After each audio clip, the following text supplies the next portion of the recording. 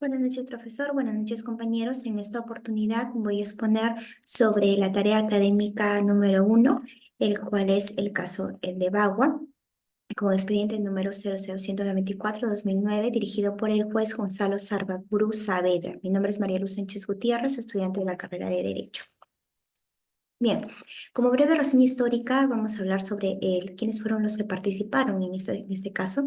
La institución fue el Gobierno del Perú, principal entidad demandada en el caso de Bagua, incluyendo el Ministerio del Interior y el Ministerio de Energía y Minas. Entendemos como Ministerio del Interior, bien sabemos que es el responsable de la seguridad interna y la supervisión de la Policía Nacional, PNP. El Ministerio de Energía y Minas, quien formula y ejecuta la política energética y minera del país.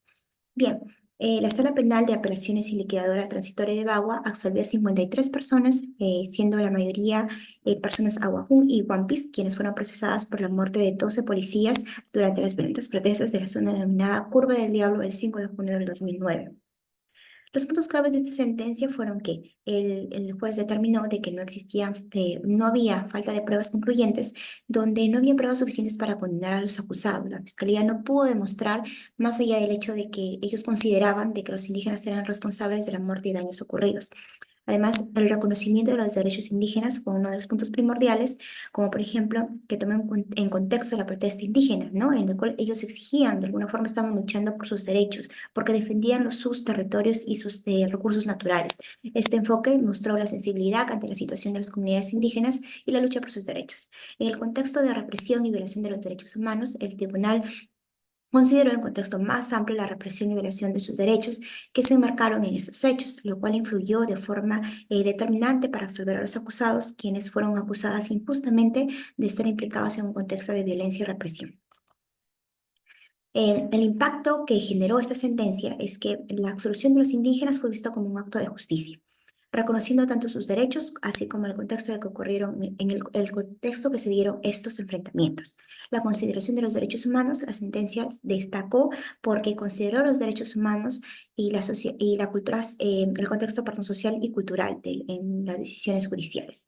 Como precedente legal y moral, porque este caso estableció la aplicación de criterios morales y éticos acompañado de las normas jurídicas, mostrando un enfoque completo, integral e humanitario en la justicia. ¿Cuál es la relación que existe vamos a enfocarnos en las cuatro teorías estudiadas? Empezaremos por Kelsen, en el cual sabemos que él determina la separación entre moral y el derecho, ¿no? El derecho enfocado como la norma. La versión puramente legal separa estas consideraciones morales. Además de ello, establece la jerarquía normativa, como bien sabemos, la pirámide de Kelsen, en el cual, en este caso, los decretos legislativos tienen que tener una relación con la Constitución, ¿no? Bien, en el análisis del caso Bagua desde la perspectiva de Kelsen, hablamos de la validez formal que existe de estos decretos legislativos que se dieron, ¿no? De lo que conllevó a estas protestas, cuestionado por la falta de consulta previa, porque no existió consulta previa con los pueblos indígenas antes de realizar o ejecutar sus recursos. Conformidad de la Constitución, los derechos fundamentales y tiene que existir coherencia con la norma fundamental y con los derechos fundamentales. La aplicación y ejecución de las normas, problemas en la aplicación práctica, los cuales fueron reflejados mediante una respuesta violenta contra la policía, ¿no? O por parte de la policía, perdón. La propuesta de solución que podría darse mediante la teoría de Kelsen es una revisión constitucional, asegurando así que la conformidad que exista con la Constitución y los tratados internacionales, con el fortalecimiento de la consulta previa que garantice la participación de comunidades indígenas, capacitación y reformas que respeten los derechos humanos y la aplicación de la ley, ¿no? De forma adecuada. La relación del caso Bagua con la teoría jurídica de Hart, estamos hablando que él establece en dos reglas primarias, las cuales es imponer las obligaciones, y las secundarias, las cuales se encarga de establecer los métodos para poder cambiar, crear y modificar estas reglas primarias, ¿no? Entonces, los decretos legislativos y las normas no se dieron mediante la consulta previa.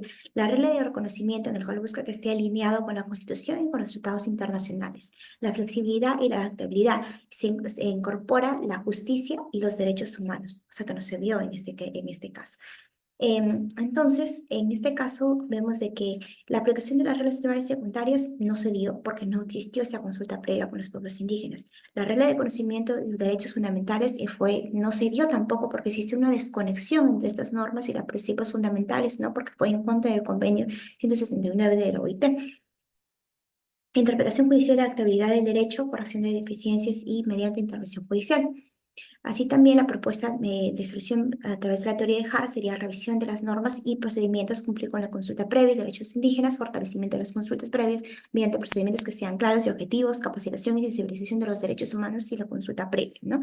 La relación del caso Bagua con la teoría jurídica de Luigi Ferrajoli está desde el punto de vista desde el respeto a los derechos fundamentales y el garantismo, la protección de estos derechos fundamentales, la crítica del derecho positivo mediante la evaluación de las normas que violan los derechos humanos, las normas de garantía y protección mediante la intervención judicial para proteger estos derechos humanos de los indígenas.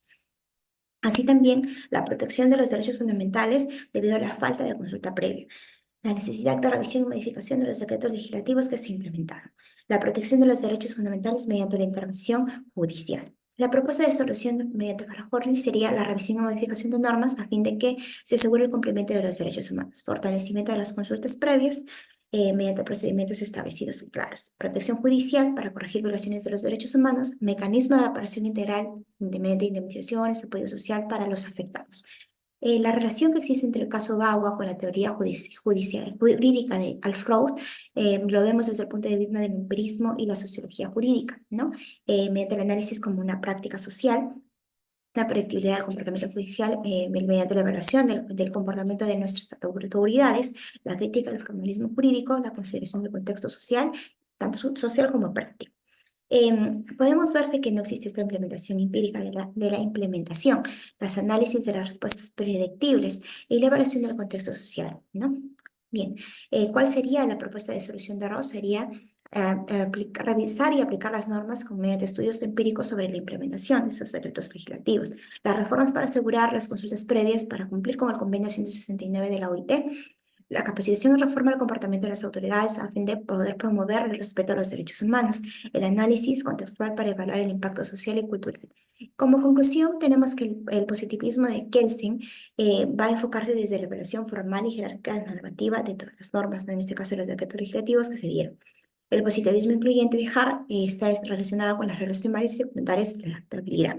El garantismo jurídico de Ferrajoli, que busca proteger los derechos humanos fundamentales, los derechos fundamentales, perdón, el realismo jurídico de Ross, mediante la observación empírica y el contexto social. Es así que el juez Gonzalo Sarburu Saavedra, al presidir el tribunal que resolvió el caso Bagua, demuestra un enfoque judicial que integró tanto el respeto por los derechos humanos como la aplicación de la norma. La absolución a los 52 indígenas fue un reflejo de compromiso con la justicia en un sentido más completo, más amplio, más allá de la mera legalidad en base a las normas, sino que también abarcó una comprensión más profunda sobre los derechos de las comunidades que fueron afectadas. Como recomendaciones tenemos entonces la revisión y la modificación de las normas que asegure la conformidad con la Constitución, con los derechos humanos y con tratados internacionales. El fortalecimiento de la consulta previa mediante procedimientos claros, objetivos y efectivos. La protección judicial y las normas de garantía a fin de intervenir para corregir este tipo de violaciones a los derechos. Capacitación y sensibilización de las autoridades sobre los derechos humanos y la consulta previa.